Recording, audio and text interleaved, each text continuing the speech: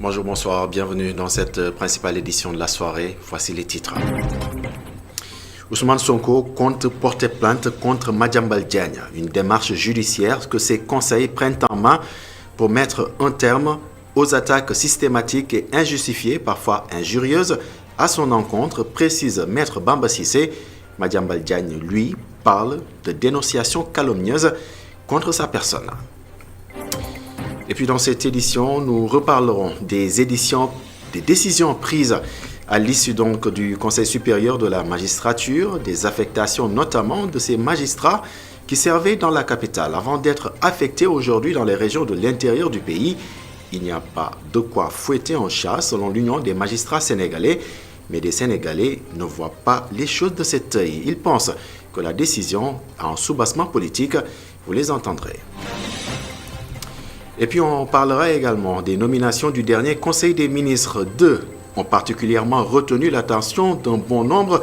Landing Messan Sek, plus connu sous son nom d'artiste Kilifeu, et Mortal Gueye, alias Niddof, tous deux présidents de conseil d'administration, respectivement du Grand Théâtre Doudou Ndiaye Rose et du Fonds de développement des cultures urbaines.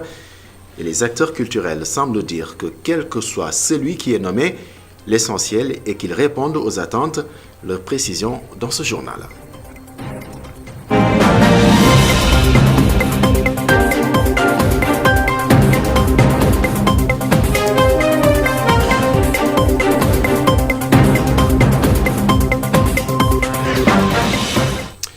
Bienvenue à toutes et à tous. À Kolda d'abord, où les précipitations ont fait un mort, il s'agit d'une jeune élève âgée de 11 ans venue passer les vacances dans le village de Darussalam Gueye. C'est dans le département de Médina Yoro Fula. Elle a été tuée par la foudre ce jour en milieu de journée. Un drame assez fréquent en période d'hivernage dans cette partie de l'extrême nord de la région de Kolda. Le maire de la commune de Kéréouane, Boubacar Diallo, plaide en faveur de l'installation de paratonnerres et d'une caserne de sapeurs-pompiers dans la zone. Pendant ce temps, Ousmane Sonko va porter plainte, oui, contre le journaliste Madiambal Diagne ce lundi. Selon ses avocats, il a été constaté depuis quelques jours, je cite, des attaques systématiques et injustifiées, parfois même injurieuses, sans lien avec la critique objective de la gestion du pouvoir contre le Premier ministre Ousmane Sonko, par ailleurs président du parti PASTEF Les Patriotes. Maître Bamba Cissé de renseigner que Ousmane Sonko reste indifférent aux dites attaques. Mais son pôle d'avocats, pour reprendre ces termes, entend ainsi assurer son rôle de veille et ne tolérera pas ou plus aucune dérive non motivée par des considérations politiques commises au détriment de leurs clients et constitutives d'infraction à la loi pénale sénégalaise. Et puis de son côté, le journaliste Madiambal Diagne parle de dénonciation calomnieuse contre sa personne.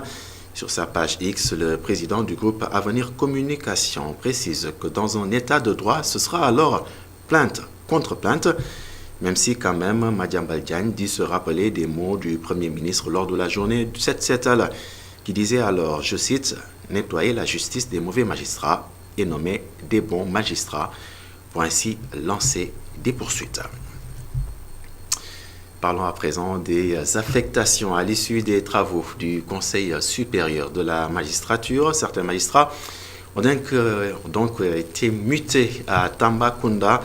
Pour l'Union des magistrats sénégalais, il n'y a rien d'extraordinaire. Ce sont plutôt des fonctionnaires prêts à servir dans les zones les plus reculées du Sénégal. Dans un autre registre, Ousmane Chimère Diouf explique que l'indépendance de la justice n'est pas du tout liée à la présence ou non du chef de l'État au Conseil supérieur de la magistrature. Nous suivons ces précisions.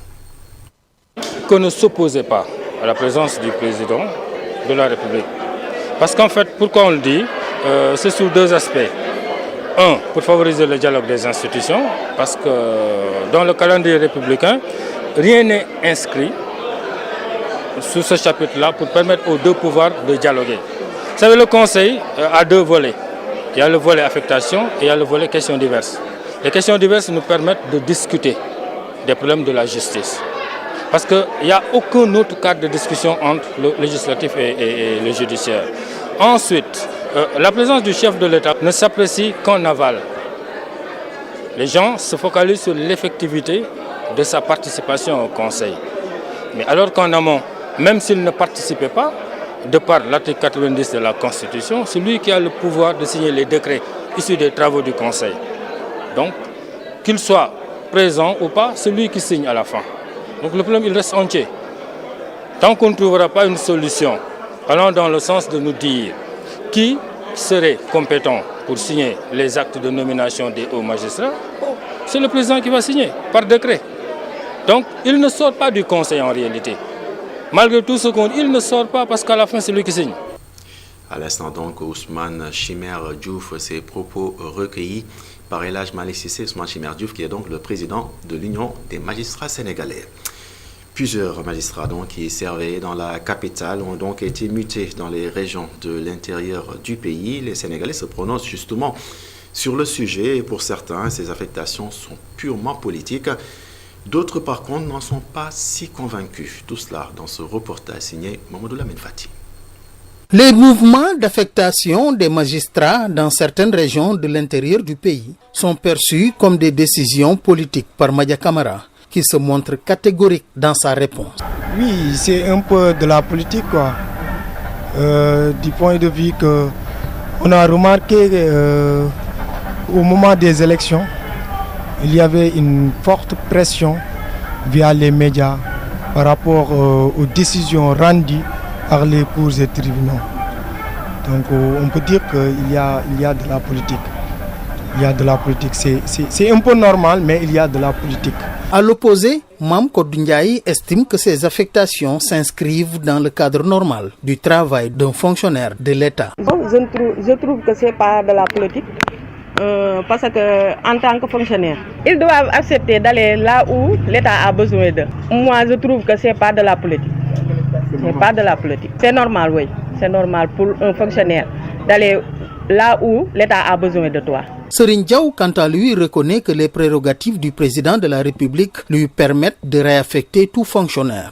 Toutefois, il souligne que compte tenu de la situation actuelle, ces décisions peuvent être perçues comme des sanctions. Le fait de déplacer un fonctionnaire d'un point à l'autre, je trouve ça normal. Mais ce qui pose problème, c'est le fait de prendre un procureur, un juge d'instruction, un doyen des juges, de les prendre tous, de les amener dans un même lieu, dans une même région. Même si tant est qu'ils disent qu'il y a la cour d'appel de Tamba qui vient d'être créée et qu'ils veulent donner du contenu à cette cour. Mais je pourrais comprendre s'ils étaient éparpillés, l'un Thiès, l'autre Saint-Louis, là on pourrait comprendre. Mais ça mérite réflexion quand même. À Guédiawaye, la population est divisée sur la question de l'affectation des magistrats. Alors que certains approuvent cette décision, d'autres y voient des mesures punitives déguisées. Dénomination du dernier conseil des ministres maintenant. Mortal Gueye alias Nitdoff a donc été nommé président du conseil d'administration du Fonds de développement des cultures urbaines et Landing Messan Sek, plus connu sous son nom d'artiste Kilifeu, PCA au Grand Théâtre Doudou Ndiaye Rose. Les acteurs culturels n'y trouvent aucun inconvénient. Cela dit, ils ont fait connaître leurs attentes.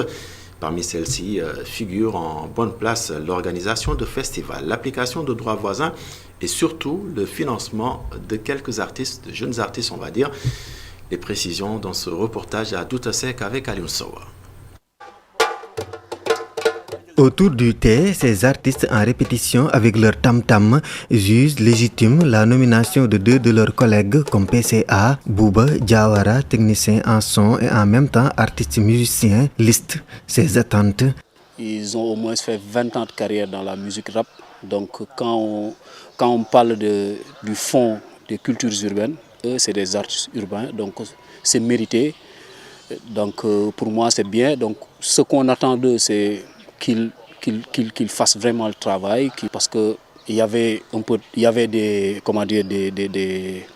problèmes dans ce milieu, donc on les a amenés ici pour qu'ils essayent de faire de leur mieux, aider les jeunes artistes, parce que ce fonds-là, pour moi, c'est pour ça.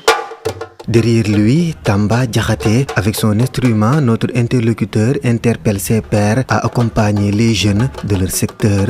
Il y a beaucoup de rappeurs sénégalais qui souffrent, surtout les boys qu'on ne connaît pas, voilà, de pouvoir sortir les petits artistes pour qu'on les découvre, de faire des festivals, parce que la culture est en train de dormir. Hein. Il faut que la culture se réveille, surtout le hip-hop. En plus de cela, Bouba Diawara souhaite l'application des textes qui régissent leur secteur. Il y a même une loi qui a été votée, mais jusqu'à présent, ça n'a pas été promulgué, qui concerne les outils d'écoute de musique, que ce soit les téléphones, les iPads, les ordinateurs. Quand ça entre au Sénégal, il faut qu'on les fait payer des taxes qui vont revenir aux artistes. Les rappeurs Nitdoff et Kilifa sont nommés PCA respectivement du Fonds de développement des cultures urbaines et du Grand Théâtre. Leurs collègues sont optimistes. Parlons à présent du secteur de l'agriculture, précisément à Kaffrine. Sur place, retenez que le taux de distribution des semences a atteint les 99%. Et puis pour l'engrais, les autorités renseignent un taux de 66%. Par ailleurs, malgré une pluviométrie peu généreuse, l'espoir est permis, toujours selon les acteurs. Boubacar Falbop pour plus de précision. Le taux de mise en place des semences d'arachide, de céréales et d'autres variétés dans la région de Kaffrine jugé satisfaisant puisqu'elle est à plus de 99%. Pour l'arachide, donc on est aujourd'hui en taux de mise en place de 99,59% et taux de séchon de 99,08%. En termes de quantité, il y a 14 959,25 tonnes réceptionnées sur un quota prévisionnel de 15 020 tonnes et les séchons sont à hauteur de 14 821,69 tonnes. Toutefois, celui de l'engrais est à seulement 66%. Pour l'engrais, on a reçu des quantités appréciables. Donc pour le 6-20-10, on est à 67% de mise en place. Pour le 15-10-10, on est à 74%. Pour le triple 15, on est à 77%. Et pour l'urée, on est à 42%. Pour certains agriculteurs de la localité, la distribution de l'engrais cette année a été une satisfaction. Cette année, les agriculteurs sont satisfaits de la distribution de l'engrais. En plus, les autorités l'ont fait en prévoyant un suivi. Cependant, pour les autorités, la création d'unités de transformation locale devrait être une priorité pour permettre de créer une chaîne de valeur. Faute de tissu industriel, la transformation souffre, ce qui fait que le plus-value que devaient avoir les producteurs et les organisations, malheureusement, ils ne l'ont pas. Pour rappel, la région de Kaffrine s'était classée première l'année dernière en termes de production d'arachide. Dans ce temps, c'est le contraire donc qui est noté à Kolda. Les producteurs notent une insuffisance de l'engrais. Face à cette situation, une alternative est trouvée avec le projet Dundal Souf. Reportage avec Seydou Diatta. L'hivernage suit son cours normal dans la région de Kolda et la répartition des pluviométries dans le temps et dans l'espace, bien appréciée par les techniciens mais aussi par les producteurs. Seulement le besoin en engrais, notamment dans la commune de Kerouan, dans le département de Médina Yoro Foulah, reste largement supérieur par rapport à la quantité disponible pour la localité. En tant que maire et producteur, je subis chaque jour la pression de mes administrés parce que la quantité d'engrais disponible pour la localité est largement en deçà des besoins. C'est une commune où le besoin individuel pour certains peut dépasser les 20 tonnes. Au moins, 20 tonnes, 30 tonnes d'engrais. Après l'expérimentation de la microdose et du placement profond de l'urée en réponse à la tension récurrente sur les engrais chimiques, le projet Dundal Souf propose à présent l'utilisation à grande échelle de matières organiques pour non seulement améliorer la productivité, mais aussi préserver la fertilité des sols. On est confronté véritablement à des terres qui ne sont pas du tout fertiles. Donc il faudrait qu'on aille dans une dynamique d'accompagner quand même les acteurs à utiliser cette matière organique qui permet de réduire en tout cas l'utilisation des engrais chimiques parce que l'engrais chimique n'est pas disponible tout le temps sur le marché. On utilise beaucoup d'engrais. Et ces engrais contribuent vraiment à la dégradation, en tout cas, des terres. C'est pourquoi la rencontre d'aujourd'hui porte sur l'utilisation de la matière organique. Et seule la matière organique peut reconstituer le sol. J'ai découvert énormément de profits dans l'utilisation de l'engrais organique. Avec 75 kg, je parviens à couvrir mes besoins, alors qu'au début, il fallait 200 kg d'engrais chimiques et ça revitalise aussi le sol. Dans beaucoup de localités, c'est la course contre la montre qui s'impose aux producteurs. Plus les jours passent, plus l'engrais chimique devient moins utile pour certaines cultures. Et puis dans le même chapitre, les habitants des 8 villages de l'arrondissement de Meouane vont bénéficier de formations en renforcement de capacité dans le domaine de l'agriculture offertes par les industries chimiques du Sénégal. Au total, retenez que 900 personnes sont concernées.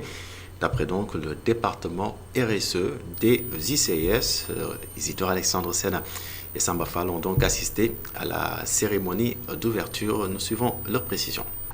Composés essentiellement d'agriculteurs, les habitants de Khondjo dans l'arrondissement de Meouane vont bénéficier de formations dans leur secteur d'activité.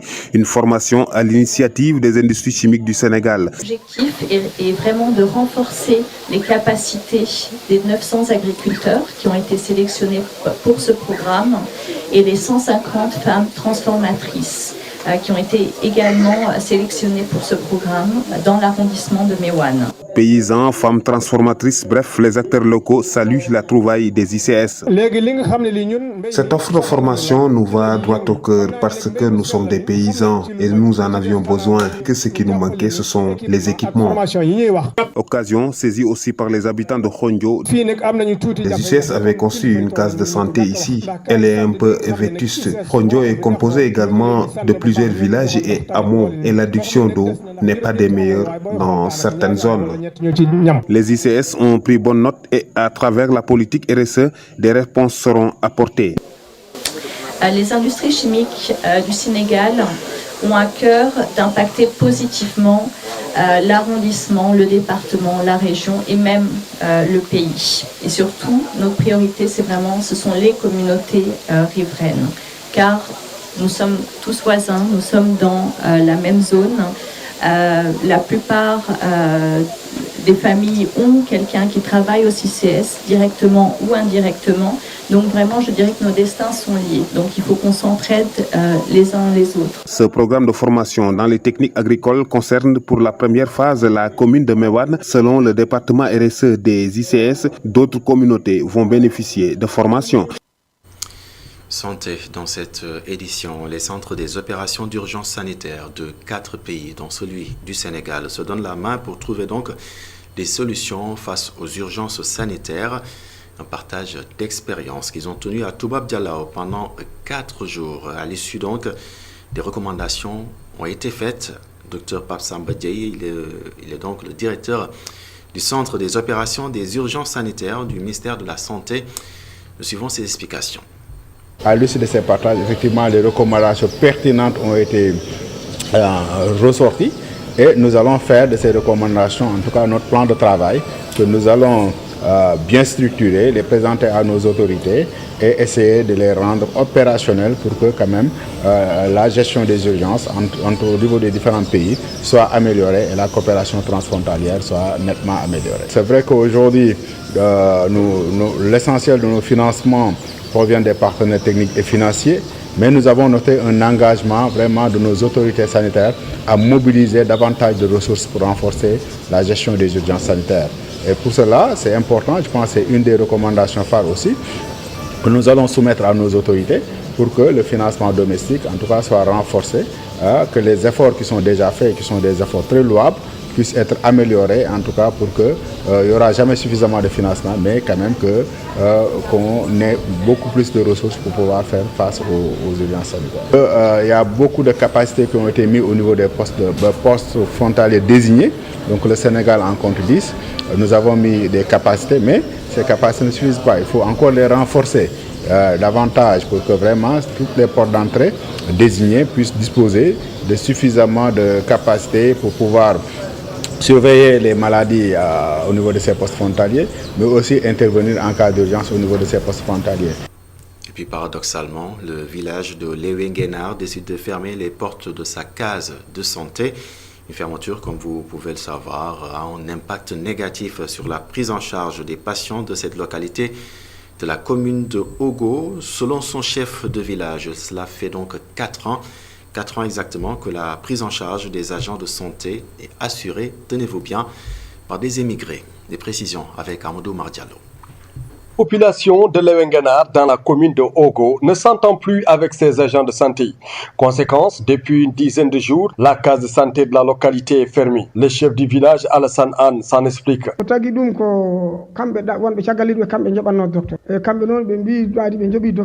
Il y a 4 ans, nous avons ouvert une case de santé ici à Lewenguenar. La prise en charge des agents de santé est assurée par nos émigrés. Et c'est eux-mêmes qui achetaient des médicaments. À un moment donné, ils ont constaté que la case ne faisait pas de résultat. Ils nous ont autorisé de fermer la case.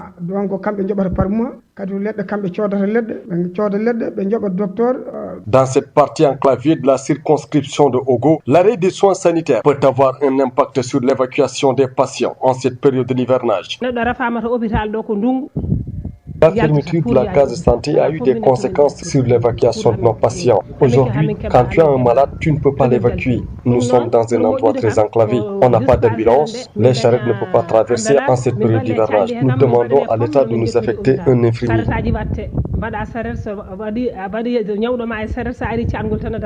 Face à cette situation, la population de Lewenguenar appelle les nouvelles autorités à réagir afin que la case de santé puisse fonctionner. Jointe au téléphone, l'infirmière de chef de la case de santé a préféré ne pas réagir sans l'autorisation de son supérieur hiérarchique. Élément donc qui marque le point final de cette édition. Merci de l'avoir suivi. Excellente soirée, excellente suite des programmes sur la télévision d'ici et d'ailleurs et surtout, prenez bien soin de vous.